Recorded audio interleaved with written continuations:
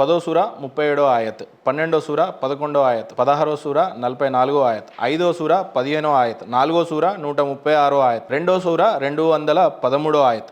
అలాగే పూర్వపు ప్రవక్తలు రద్దయ్యారు అని కూడా కొంతమంది చెప్తుంటారు. ఎప్పటికీ అలా ఉండదు అనే కొన్ని సూర ఆయత్. 2వ సూర 136వ ఆయత్, 2వ సూర 285వ ఆయత్, 4వ సూర 26వ ఆయత్. సో ఒక్కసారి ప్లీజ్ 10వ సూర 37వ ఆయత్ సార్. కాకపోతే ఇప్పుడు ఆ ఖురాన్లో ఉన్న ప్రాబ్లం ఏంటంటే 31 నుంచి 41 ఆయత్ అని చెప్పగానే 38 నుంచి 40 వరకు కలిపి రాసేసారు. రైట్, అరబిక్లో అయితే అక్కడ కింద ఉంది, మళ్ళీ ట్రాన్స్లేట్ ఇబ్బంది అవుతుంది. తెలుగులోనే చెప్పాలి, మనం మాట్లాడుతున్న తెలుగు కాబట్టి చెప్తారు.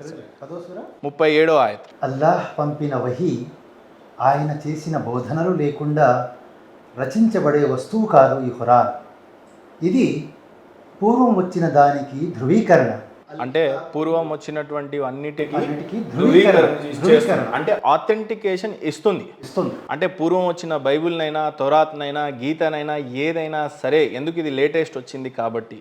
ఇప్పుడు మానవాళ్ళంతా ఒక సంతతికి చేరకపోవడానికి గల కారణాలు ఆలింలు, పండితులు వాళ్ళ ఇష్టంలకు చెప్పుకుంటూ పోతే కొద్దిగా కష్టంగా ఉందేమో అనేది ఉద్దేశం. అందరి దేవుడు ఒకటే అయి ఉండాలి.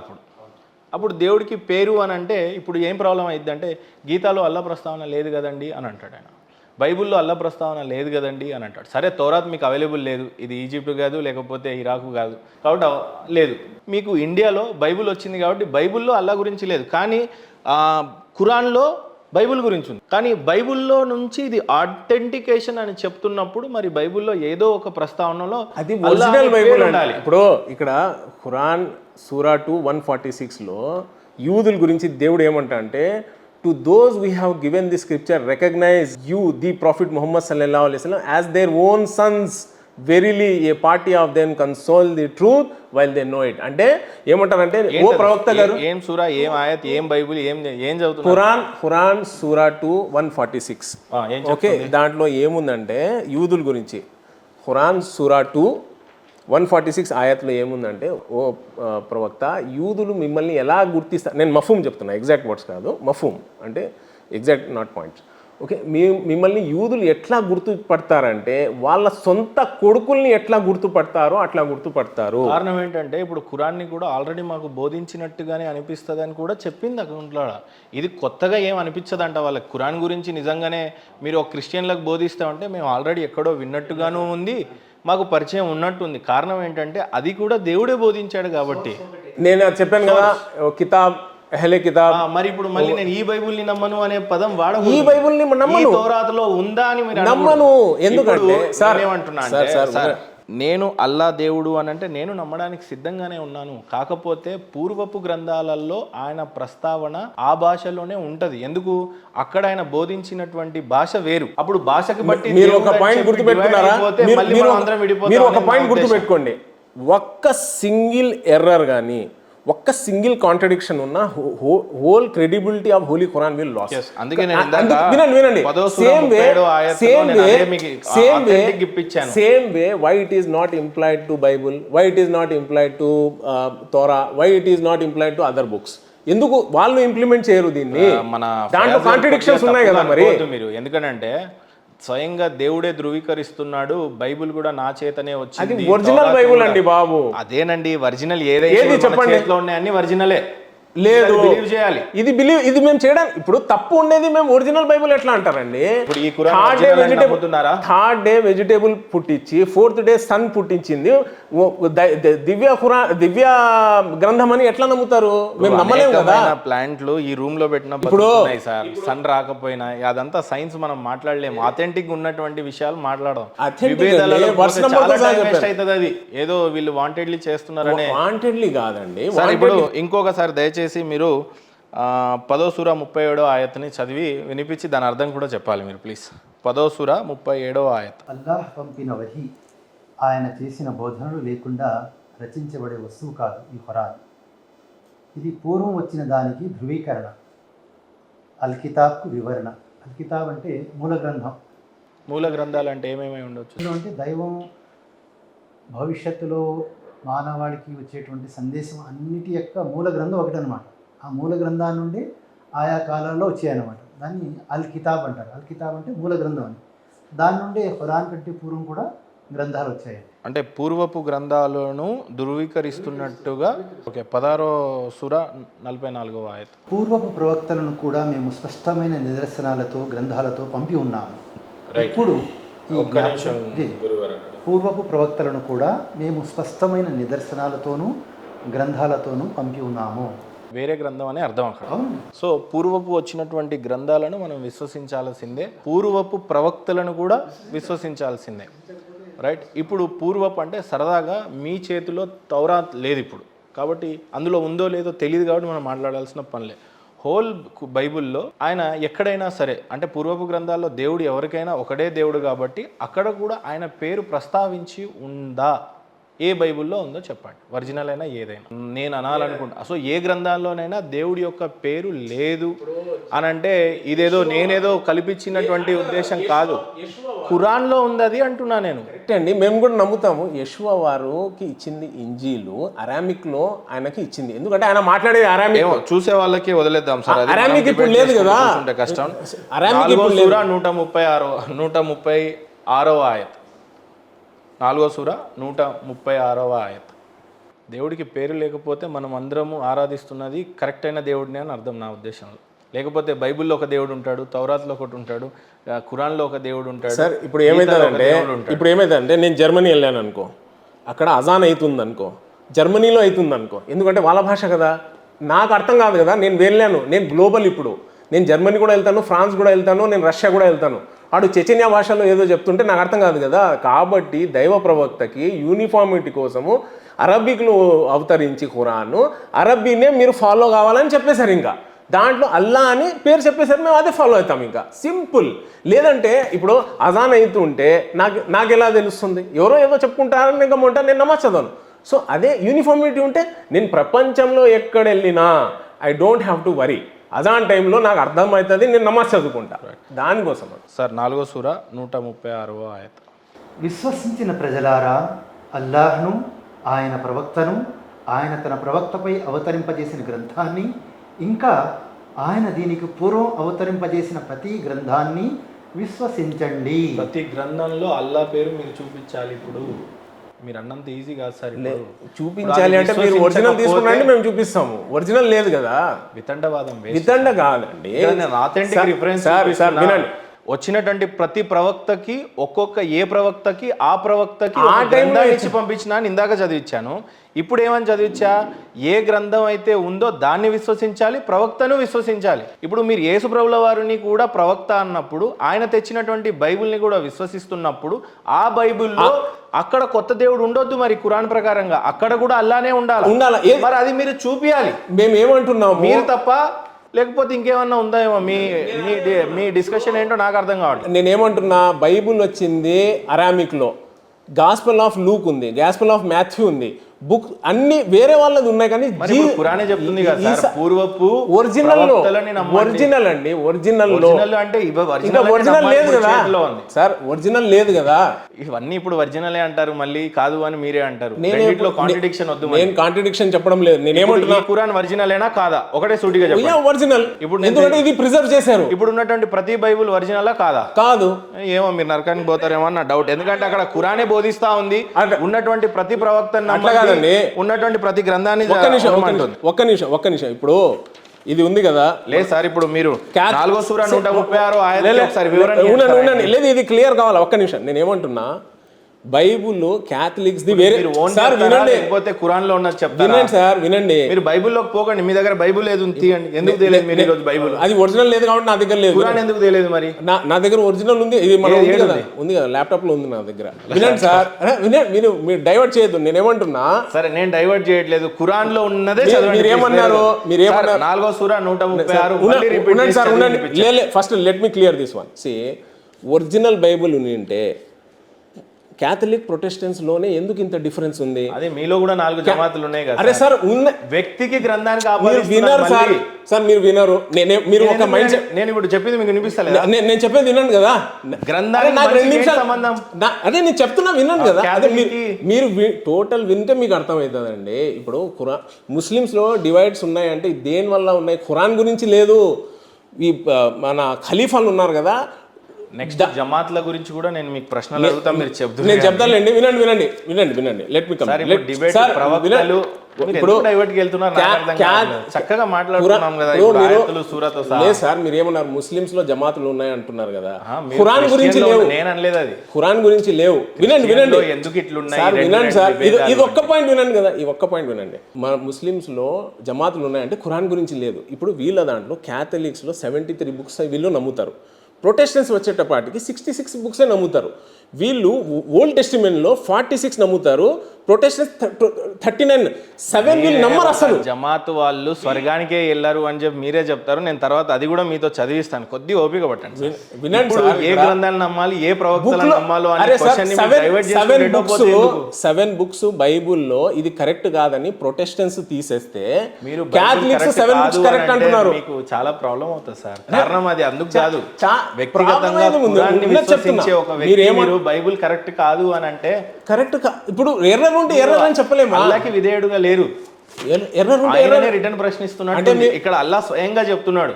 ఇప్పుడు పాత ప్రవక్తలని గతంలో వచ్చినటువంటి ప్రతి గ్రంథాలని నమ్మమని అక్కడే చెప్తున్నారు, మళ్ళీ కాదు అని మీరు ఇక్కడ అంటే ఎర్రర్స్ ఉన్న దాన్ని ఏం చేయమంటారు? దీంట్లో ఎర్రర్స్ ఉన్నాయి లేదు అని మీరే అన్నారు. ఖురాన్లో కాదు, బైబుల్లో లేదు. ఇక్కడ ఖురాన్లో ఉన్నదాన్ని నమ్ముతారా లేదా? ఇప్పుడు అది ఒరిజినల్ అండి. మీరు లేదు, నేనేం కన్ఫ్యూజ్ చేయట్లేదు సార్. యాక్చువల్గా గురుగారు గూఫప్ చేసి 4వ సూర 136వ ఆయత్ చదివి దాని యొక్క అర్థం చెప్పండి సార్. నేను కొత్త పుస్తకం ఇచ్చి చదువుమని అంటుంటే ఫయాజ్ భాయ్ నన్ను చంపేసేటప్పుడు నాకు తెలిసి. ఇప్పుడు నేనేమంటున్నా, బైబుల్ గురించి నేను మాట్లాడి మీరు ఖురాన్ ఎందుకు తీస్తారు? నేనేమంటున్నా, బైబుల్ గురించే తీయొద్దు అంటున్నా. దాంట్లో ఉండేది మీరు నమ్మాలి కదా. పోయి దాంట్లో ఏమైనా తప్పు ఉంటే నమ్మమంటారా? లేదు. ఇప్పుడు మార్కులో ఏముందంటే సార్ కర్మ క్రియ మీరు కాదు, నేను కాదు. కాబట్టి సార్ వినండి, ఈ ఒక్క పాయింట్ వినండి. పోనీ ఈ ఒక్క పాయింట్ వినండి. మార్క్ చాప్టర్ 16 గురించి మాట్లాడుతున్నాం. మార్కు కాసేపు ఆగండి. ఇవి 2 ఆయత్ సూర అయిపోతే కొద్దిగా మీరు కూడా సైలెంట్ అయ్యి మళ్ళీ దాని మీదనే మాట్లాడుకుందాం. ఎందుకంటే మనం ఆథెంటిక్ ఇన్ఫర్మేషన్ మీద పోతున్నప్పుడు ఎందుకు సైడ్ ట్రాక్ అని నా ఉద్దేశం. 4వ సూర 136 ఆయత్ యొక్క మీనింగ్ చెప్పండి సార్. విశ్వసించిన ప్రజలారా, అల్లాహ్ను, ఆయన ప్రవక్తను, ఆయన తన ప్రవక్తపై అవతరింపజేసిన గ్రంథాన్ని, ఇంకా ఆయన దీనికి పూర్వం అవతరింపజేసిన ప్రతి గ్రంథాన్ని విశ్వసించండి. అంటే పూర్వపు ప్రవక్తలని, పూర్వపు గ్రంథాలని పూర్తిగా విధేయతతో అనుసరించి విశ్వసించమని అంటున్నారు. దీనికి అర్థం ఏమిటంటే ఖురాన్ మాత్రమే దైవ గ్రంథం కాదు, దీనికి పూర్వం కూడా మానవులకు మార్గం చూపించడానికి దేవుడు గ్రంథాన్ని అవతరింపజేశాడు. 2వ సూర 213.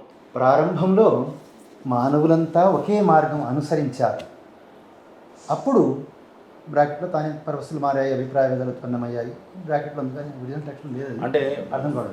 స్టార్టింగ్ లో మానవులంతా ఒకే మార్గంపై ఉన్నారు. ఇప్పుడు చెప్పండి, అందరు ఒకే మార్గంలో ఉన్నప్పుడు ఇన్ని మార్గాలు ఎక్కడి నుంచి వచ్చినాయి? మతాలు అక్కడ బ్రాకెట్ లో కూడా రాసేసారు. సూపర్ క్వశ్చన్ అండి, super question. Let me answer this. Super question, right. అలాగే అన్నగారు మీరేదో చెప్పారు, 2వ సూర 17వ ఆయత్ 79. మీరు అడిగారు కదా ఒకే మార్గంలో ఉన్నప్పుడు ఇన్ని దేవుళ్ళు ఎట్లా వచ్చారని చెప్పారు కదా. ఒక ఎగ్జాంపుల్ తీసుకుందాం. ఒక నిమిషం, అది 2:79 అయిపోయిన తర్వాత ఇక ఆ తర్వాత విశ్లేషణ సార్. మీరు ఎంతైనా చెప్పొచ్చు. అప్పుడు నేను అంటుంది అది, నేనేదో ఆపేస్తున్నా అనుకుంటున్నాను. 2వ సూర 79వ ఆయత్. షరియత్ గ్రంథాన్ని స్వహస్తాలతో రచించి తద్వారా తుచ్చ ప్రయోజనం పొందే నిమిత్తం ఇది అల్లాహ్ నుండి వచ్చింది అని ప్రజలకు చెప్పేవారికి నివాసం తప్పదు. అంటే ఇది పైన యూదుల గురించి అనమాట.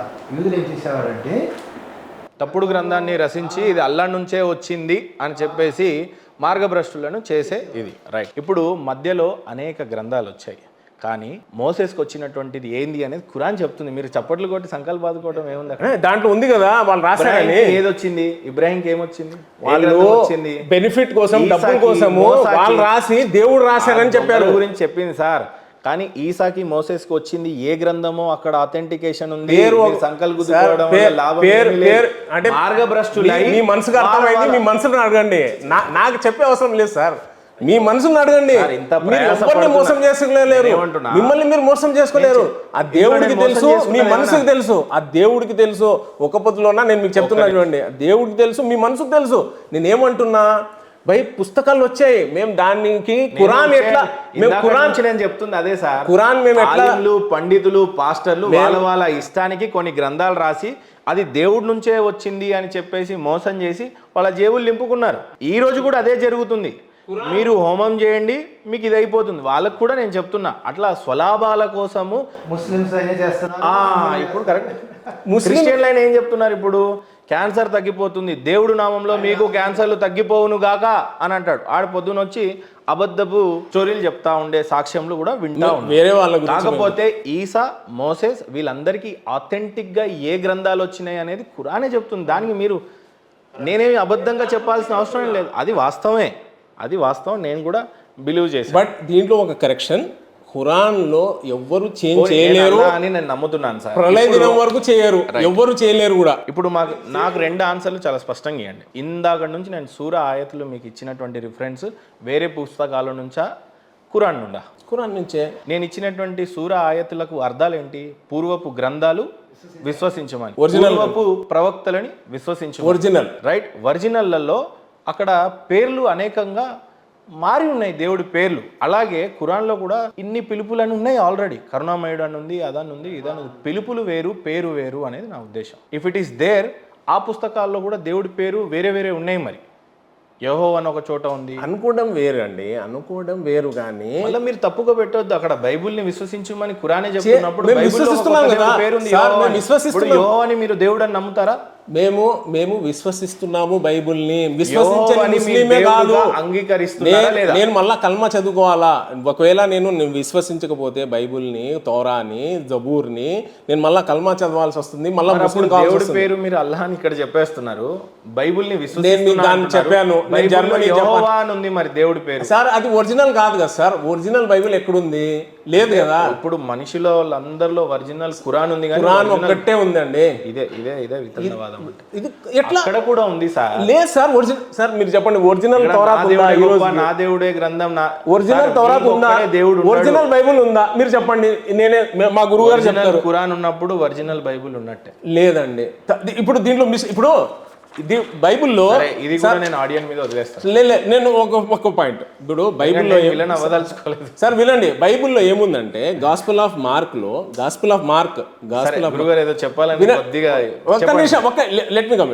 Gospel of Mark chapter 16 verse number 17, 18 లో ఏముందంటే, నిజమైన క్రిస్టియన్ అయితే అతను పాయిజన్ తాగినా చనిపోడు అని ఉంది. నిజమైన వాడు అసలు ఉంటే నిజం ఇమ్మిడు, ఇది ఫాల్సిఫికేషన్ టెస్ట్ అంటారు. ఏదో చెప్పండి. ఇప్పుడు చూడండి, ఇప్పుడు రాసుకుంటారు కరెక్ట్. ఇప్పుడు gospel of Mark, MARK Mark chapter 16 verse number 17 to 18 చదవండి. మీరు చదవండి సార్. మీరు ఎవరి ఇన్నోవేషన్ కి వాళ్ళే బాధ్యులు. And the science will accompany those. లేదు, ఫస్ట్ చదవండి. ఏం చదువుతున్నారు? బైబిల్లో ఉన్న మార్కు సువార్త 16వ వచనం నుంచి 17వ వరకు చదువుతున్నారు. అక్కడ చదవండి English. They will speak in new tongues. ఇక్కడ ఫుల్ లేదు, అక్కడ అన్య భాషల గురించి ఉంది. మార్కు 16-17లో అన్య భాషలు అని అంటే దేవుడి యొక్క. ఉండండి ఒక్క నిమిషం ఉండండి. 10 కమాండ్మెంట్లు అది కూడా ఉండండి సార్, నేను చూపిస్తాను మీకు. ఉండండి. దేవుడి నుంచి స్వస్థత ఇది మీరు గూగుల్ ద్వారా చెప్పారు కదా. మీ ల్యాప్టాప్ కూడా అదే చెప్తుంది కదా. నేను చెప్తాను కదా, మీకు చూపిస్తాను కదా. మీరు ఖురాన్ తెలియదు, బైబిల్ తెలియదు, ల్యాప్టాప్ లో ఉందన్నారు, నేను దాంట్లోనే కొట్టాను. ఇది చదవండి సార్, ఇది ఫుల్ ఉంది. ఇది ఫుల్ ఉంది, చదవండి. ఇది చదవండి, మీరే చదవండి. మీ ఇన్నోవేషన్ కి మీరే బాధ్యులు. మీరు నాకు ఇచ్చినప్పుడు సార్ మీరు చదవండి సార్. రిఫరెన్స్ ఎవరు ఇస్తారు వాళ్ళే చదవాలి. సరే వినండి. నేను వేరేగా చదువుతాను కావచ్చు, మళ్ళీ మీరు ఫీల్ అవుతారు. ఇప్పుడు and if they drink any deadly thing it will not harm them.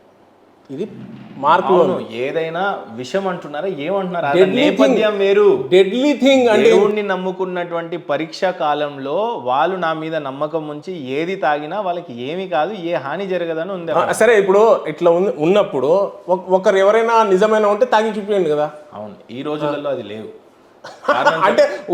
అంటే నమ్మే వాళ్ళు లేరా? అయితే వినండి, నేను చెప్పేది. అల్లాని మీరు విశ్వసిస్తున్నారు అయితే మీరు 12వ ఫ్లోర్ నుంచి దూకి సావండి. నిజంగా దేవుడు ఉంటే అట్లా ఖురాన్లో లేదు. మరి అదే నేను ఫ్లోర్ దూకుమని ఖురాన్లో లేదు, ఇక్కడ ఉంది కాబట్టి మేము మిమ్మల్ని అడుగుతాం. అప్పట్లో మోజెస్తో డైరెక్ట్ గా దేవుడు మాట్లాడే నేపథ్యాలు వేరు, రాజులతో మాట్లాడే నేపథ్యాలు వేరు, అనేక విషయాలలో పరిశుద్ధాత్మ వచ్చి మాట్లాడింది వేరు. మీరు ఇందాకనే గ్రాబ్రియల్, జీబ్రియల్ అనేక దైవదూతలను కూడా నమ్మాలి అని మీరే చెప్పారు.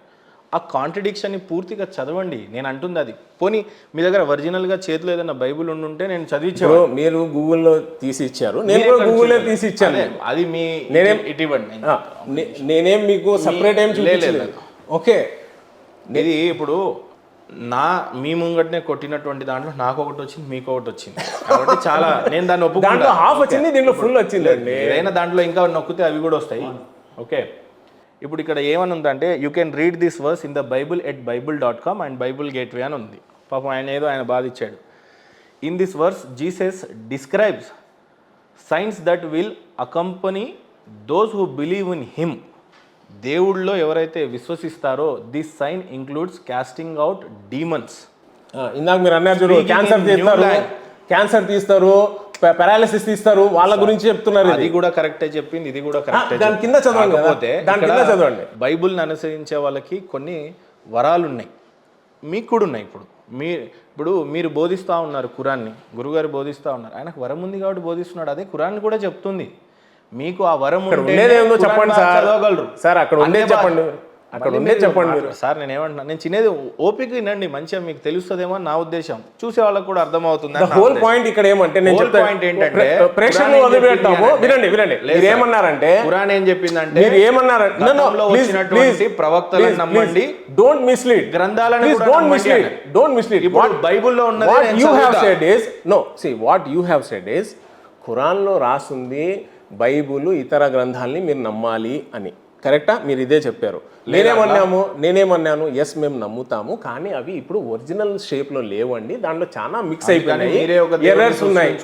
మీరే మీ ఓన్ పుస్తకం అనుకుంటున్నారు. మీ వరకు ఇప్పుడు అట్లా ఉంటే మీరు సమాజ హితం కోసము అయితే మీ దేవుడు మా దేవుడు అంతా ఒకటే, మన ఖురాన్ అని ఇలా మాట్లాడండి, అంతేగాని నేను ఆ బైబుల్ని నమ్మను. ఇప్పుడు సార్ హితం అంటే వదిలేస్తున్నాను. లేదు సార్, ఇప్పుడు హితం అంటే ఇప్పుడు మీరు ఇచ్చిన ఎక్స్ప్లెనేషన్ చదవనియండి సార్ పూర్తిగా. చదవండి సార్, చదవండి. ఇప్పుడు ఇక్కడ స్పీకింగ్ ఇన్ న్యూ లాంగ్వేజెస్ అంటే నిజమైన క్రిస్టియన్, తెలుగులో చెప్పండి. అది స్పీకింగ్ ఇన్ న్యూ లాంగ్వేజ్. వినండి, నిజమైన క్రిస్టియన్ ఎవరంటే అతను ఫారిన్ లాంగ్వేజెస్ మాట్లాడాలా. అంటే ఇక్కడ క్రిస్టియన్ ఎవరైనా వాడు కరెక్ట్ క్రిస్టియన్ అంటే అతను జర్మనీ కూడా మాట్లాడాలి అప్పుడు. కానీ ఇక్కడ దీని అర్థం చెప్పండి సార్. అదే చెప్తున్నా, స్పీకింగ్ ఇన్ లాంగ్వేజెస్ అంటే స్పీకింగ్ ఇన్ న్యూ లాంగ్వేజెస్ కాదు, న్యూ లాంగ్వేజెస్. లేదు సార్, ఇక్కడ స్పీకింగ్ ఇన్ న్యూ లాంగ్వేజెస్ అర్థం ఏంటి అంటే జర్మనీ మాట్లాడొచ్చు, ఫ్రాన్స్ మాట్లాడొచ్చు, ఏదైనా మాట్లాడొచ్చు. బైబుల్ చదివిన వాళ్ళు చాలా నవ్వుతారు, మీకు తెలియదు ఈ విషయం, ప్లీజ్ దయచేసి. అన్య భాషలు అని దాని అర్థం.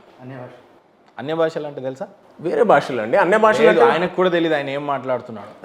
ఆయనకు కూడా తెలియదు ఆయన ఏం మాట్లాడుతున్నాడు. అన్య భాషల యొక్క వరం ఏంటి అని అంటే ఆయన దేవుడితో మాట్లాడుతున్నాడు అని అర్థం. అది అన్య భాషలు దేవుడితో ఎట్లా మాట్లాడతారు మీకు తెలియదు, చదువుకోండి. అందుకే నేను చెప్తున్నాను, తెలియకపోతే తెలియదు అని చెప్పి. ఇది ఎట్లుందంటే సర్పెంట్స్, అదే ఇందాక మీరు చెప్పారు కదా, క్యాన్సర్ పోతుంది, అది థామ్ థూమ్ అని చేసేవాడు డాన్స్ చేసుకుంటాడు చూడు. ఇప్పుడు నేను తెలుగులో వినిపిస్తాను ఇది. ఓకే, మార్కు సువార్త 16:17 తెలుగులో ఏ రకంగా ఉందో ఆల్రెడీ దీని కింద క్రిస్టియన్ సోదరులు చాలామంది కూడా దీని గురించి చాలాసార్లు పాస్టర్లు వేదికల మీద గంటలు బోధిస్తూ ఉంటారు. స్వస్థత వరాల గురించి, అన్య భాషల గురించి, లేకపోతే దేవుడు నామంలో దయ్యాలను కూడా వెలుగొట్టినటువంటి అనేక సూచక క్రియలు జరుగుతాయి అని కూడా ఉంది. సో అది దాన్ని ఉద్దేశించినటువంటి వర్డ్ ఇది. మార్కు 16:17లో నమ్మిన వారి వలన ఈ సూచిక క్రియలు కనబడును అంటే దేవుణ్ణి నమ్మి విశ్వసించి దేవుడు నామంలో ఈ అద్భుత కార్యాలు చేయగలరంట. అంటే ఆయన సొంతంగా కాదు, దేవుడు నమ్మి ఆయన చేసే ఈ నిజమైన క్రిస్టియన్ అని కనబడును. ఏవనగా నా నామమున దయ్యాలను వెళ్ళగొట్టుదురు. ఆయన యొక్క నామంని చెప్పి దయ్యాలను వెళ్ళగొడతారు. క్రొత్త భాషలు మాట్లాడుదురు. కొత్త భాషలు అని అంటే మీరు అనుకుంటున్నది కాదు. కొత్త భాషలు అంటే ఆయన తమిళ్, ఉర్దూ అంటే ఏ రకంగానూ ఆయన మాట్లాడాడు. దేవుడి యొక్క పరిశుద్ధాత్మ వలన కొత్త భాషలు మాట్లాడుతున్నారు. దీని గురించి చాలా పెద్ద పారాగ్రాఫ్ ఉంది. మనం ఓన్లీ 16-17 చదివితే కొంత కన్ఫ్యూజన్ అయితే అవుతాం. అంతేగాని వాళ్ళు ఈజిప్ట్ మాట్లాడతారు, ఏమి ట్రై చేసినా వాడు ఈజిప్ట్ మాట్లాడలేడు. ఎన్ని తల కింద తపస్సు చేసినా వాడు ఏం మాట్లాడతాడో వానికే తెలియదు అని ఉంటుంది అన్య భాషల గురించి. నేను చదివింది అయితే నెక్స్ట్ ఇది ఉంటుంది.